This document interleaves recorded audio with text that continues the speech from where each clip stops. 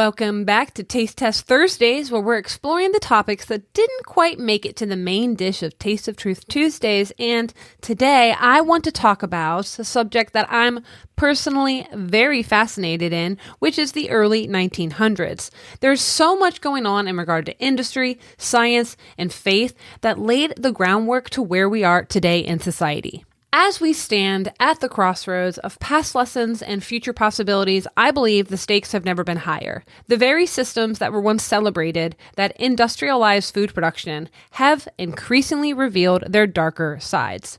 Today, the food we eat is not shaped solely by nutritional science or culinary tradition, but by corporate agendas and regulatory loopholes that have allowed corruption to flourish unchecked.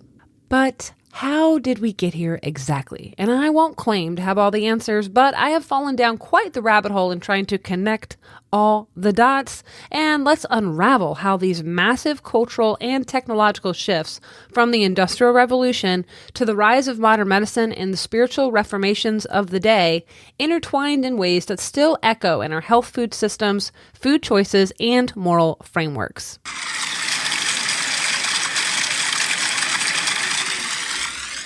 Imagine stepping into a bustling city in the late 19th century. Horse-drawn carts are rattling over cobblestone streets, and factory smokestacks are pumping soot into a sky laced with new electric wires, and the scent of coal is mingling with fresh bread from the corner bakery. The air is humming with transformation. And you see, the Industrial Revolution wasn't just changing how people work. It was redefining how they live, eat, and drink. Machines are no longer just tools. They've become symbols of progress, power, and promise. This is a world charging full speed ahead toward modernity. In tandem with the industrial surge, a much quieter but equally radical revolution was taking place in the halls of academia and in medicine. The early 1800s had marked an emergence of a new identity, the scientist. And this wasn't just a tinker in a lab coat, but it was a rigorous seeker of truth grounded in observation, measurement, and replication. Institutions like the Royal Society in Britain cultivated a new cultural reverence for empirical knowledge that could be proven, published, and, of course, patented. Science became to replace tradition and folklore, not just in medicine, but in agriculture and nutrition as well. To be modern, increasingly, was to be scientific. This shift toward scientific authority came to dominate American medicine in the early 20th century. In 1910, the Flexner Report, which was funded by the Carnegie Foundation and backed by Rockefeller money, delivered a harsh critique of the state of the medical education system in the United States. And it demanded reform, calling for curriculum rooted in laboratory science and pharmacology, and of course, it succeeded. Schools that emphasize herbal remedies, homeopathy, chiropractic, nutrition-based healings were discredited or shut down. The Rockefeller Foundation, with its deep interest in oil-derived pharmaceuticals, invested heavily in this new medical model. Holistic and food-based approaches were pushed to the margins, replaced by a system that favored prescriptions over prevention. And this isn't just a shift in science. It was a redirection of public trust away from ancestral wisdom to corporate-sponsored expertise. Cottonseed oil and the rise of Crisco. So as medicine turned towards chemistry, so did the kitchen. Because for most of the 19th century, cotton seeds were a nuisance byproduct of cotton production, often just left to rot because the oil extracted from them was dark, smelly, and unappealing. The transformation of cottonseed oil into a customer-friendly product came about through an industrial process like bleaching and deodorizing, which was pioneered by chemists like David Wesson in the late 19th century. This process turned the cottonseed oil clear, tasteless, and neutral smelling, which was allowing it to be more appealing to customers. So soon enough, companies were selling cottonseed oil by itself as a liquid or mixing it with animal fat so it's cheaper and it would fill solid pails and resembled lard. In 1911, Procter & Gamble introduced Crisco, the first hydrogenated vegetable oil also made from cottonseed. The very same chemical process used in oil refining is now repurposed to manufacture our food. Crisco was marketed as cleaner, a modern alternative to animal fats like lard, and its pristine white color and long shelf life was pitched as signs of purity and progress. Consumers embraced it. After all, industrialized food seemed like a miracle of modern living. It was cheaper, faster, and immune to spoilage. But what they didn't know was that hydrogenation also introduced trans fat into the diet, which is now known to increase the risk of heart disease and inflammation. It wasn't until decades later that the long-term health consequences became clear. By then, the machinery of food production and the marketing engines behind it had become nearly impossible to untangle from our daily lives. Let's talk a little bit more about marketing and public perception here, because the shift within the approach to nutrition and medical education meant that doctors were largely untrained in the importance of diet and the health risks associated with processed foods. As a result, the medical community was slow to recognize the dangers of trans fats, allowing products like Crisco to be marketed as healthy alternatives to natural animal fats for decades. Crisco's success, I think, was largely driven by Procter & Gamble brilliant marketing, which played into the themes of progress and modernity. By promoting Crisco as a superior, healthier alternative, they helped shift public perception and dietary habits, despite the fact that Crisco was loaded with trans fats and now known to be very harmful to cardiovascular health. And podcast listeners, I have a lot of fun photos in the blog that goes along with today's episode, so feel free to scroll and enjoy. So shortening's main rival was lard, and earlier generations of Americans had produced lard at home after their autumn pig slaughters. So by the late 19th century, meat processing companies were making lard on an industrial scale. But lard had a noticeable pork taste. There's not much evidence that 19th century Americans objected to it, even in cakes and pies. Instead, the issue was cost. While lard prices stayed relatively high throughout the early 20th century, cottonseed oil was abundant and cheap. Nonetheless, early cottonseed oil and shortening companies went out of their way to highlight their connection to cotton. They touted the transformation of cottonseed from pesky leftover to a useful consumer product as a mark of ingenuity and progress. So Procter & Gamble's marketing campaign slogan was, "It's all vegetable, it's digestible," it proclaimed. And this convinced people to forgo butter and lard for cheap, factory-made oils loaded with trans fat. It flew off the shelves. Unlike lard, it had a neutral taste. Unlike butter, it could last for years on the shelf. And unlike olive oil, it had a high smoking temperature for frying. At the same time, since Crisco was the only solid shortening made entirely from plants, it was prized by Jewish consumers who followed dietary restriction. So now I want to shift gears because there was so much going on in regards to spirituality and faith within America and in the 1800s and 1900s. There's so many little rabbit holes we could go on, but let's just talk about how machines and scientific progress, they were making breakthroughs that were taking center stage. Spirituality was undergoing its own profound transformation. The Second Great Awakening was sweeping across America, and this was inspiring individuals to seek a personal, emotional connection with the divine. Preachers like Charles Finley broke the mold by challenging the necessity of institutional intermediaries, urging people to experience faith directly and passionately. This personal form of religion not only gave rise to a social reform movement such as abolition, women's rights, and temperance, but it also laid the foundations for a holistic approach to well-being. Food as a sacred ritual. So long before the wellness industry was rebranding food as medicine, religious reformers in America were already preaching that diet was a spiritual matter.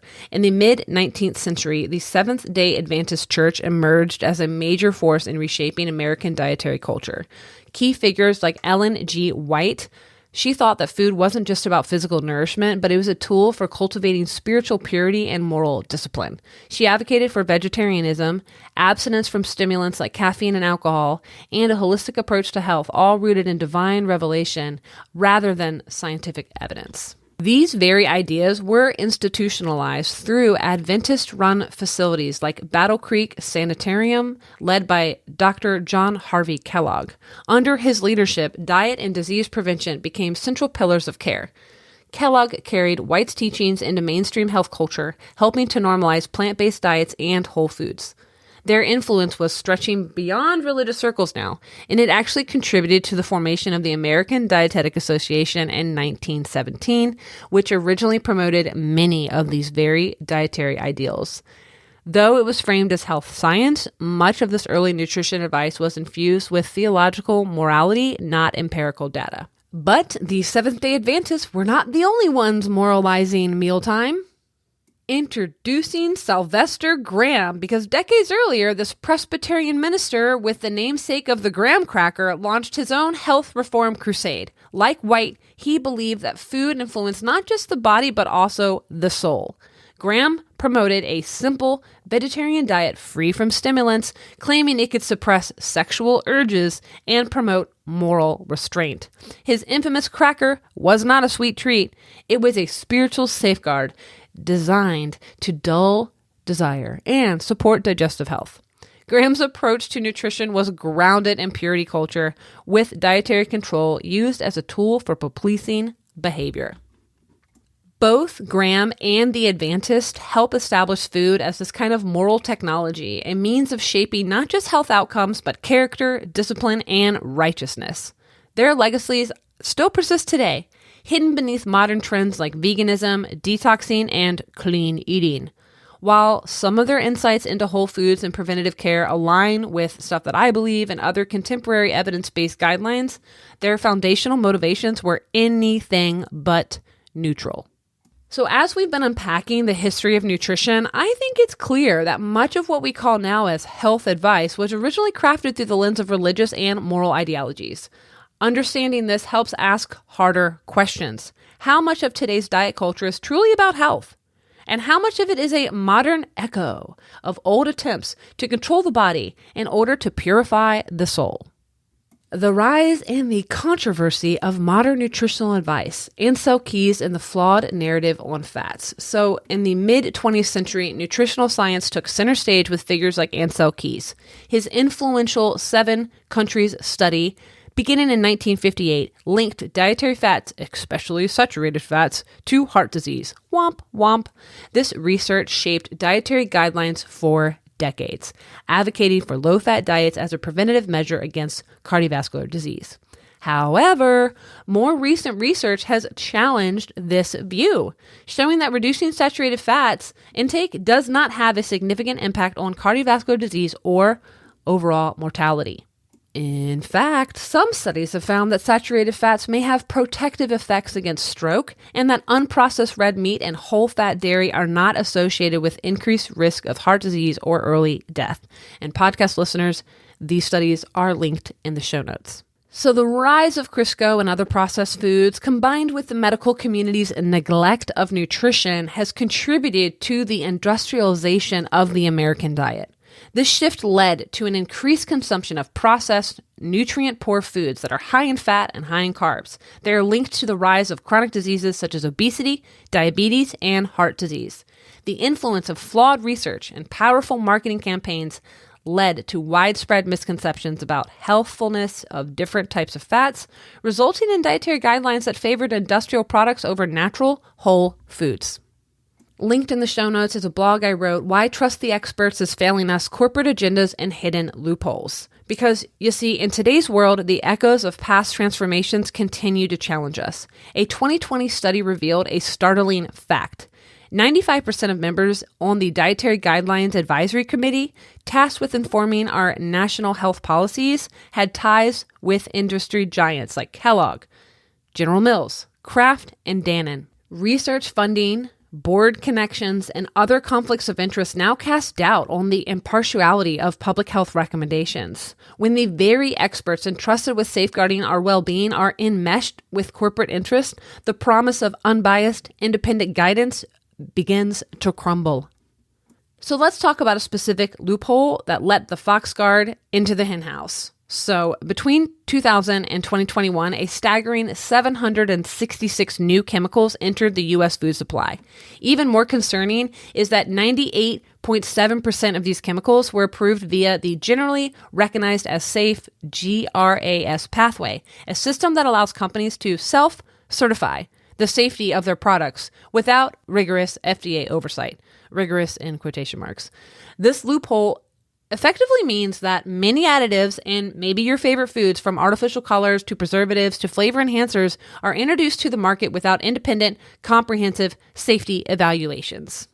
So in response to this, Robert F. Kennedy Jr. has emerged as a vital though controversial, advocate for change. By challenging the dominance of artificial food dyes and unchecked influence of chemical additives, RFKJ has successfully dragged the health conversation onto a national platform. His efforts, they remind all of us that the discussion about our food system isn't merely academic, it affects real lives. Kennedy's endeavors have sparked a widespread reassessment of our dietary choices. People are now questioning the ingredients in drive-through meals and scrutinizing the fluorescent hues of sports drinks and snacks. The call is simple yet profound.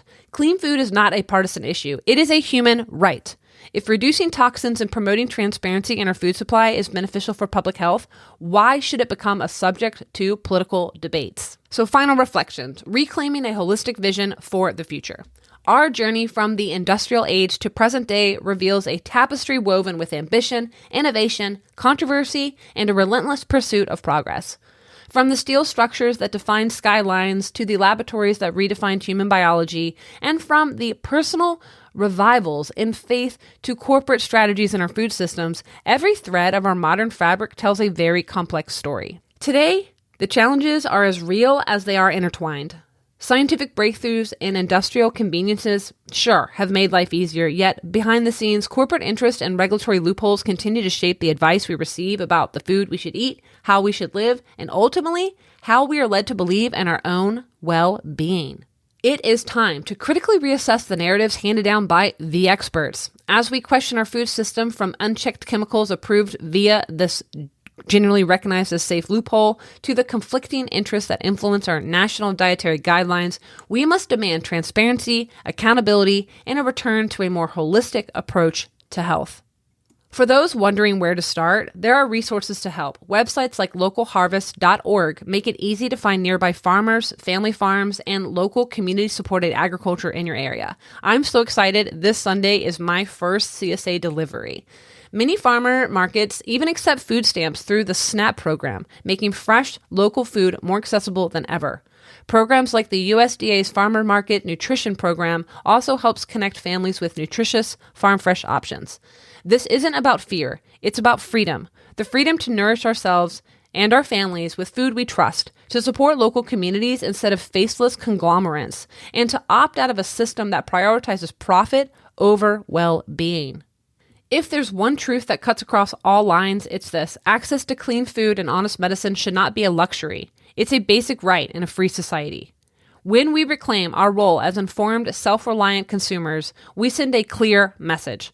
Progress must never come at the cost of personal liberty or human dignity. It should serve people, not just profit or power. And that's all I have for you today, folks. Thanks again for listening and spending some time with me during this bonus series of Taste Test Thursdays. If you've yet to leave a review on Spotify or Apple Podcasts, that really helps get this out to a larger audience. Or if you're on Substack, please do share my post to your notes feed or subscribe so you don't miss a beat, because I do have some interviews in the works, and we'll have some more bonus episodes that will drop for Taste of Truth Tuesdays, because we're currently on a little season break. So thanks again. Hope you have a great week. And until then, stay curious, embrace skepticism, and keep tuning in.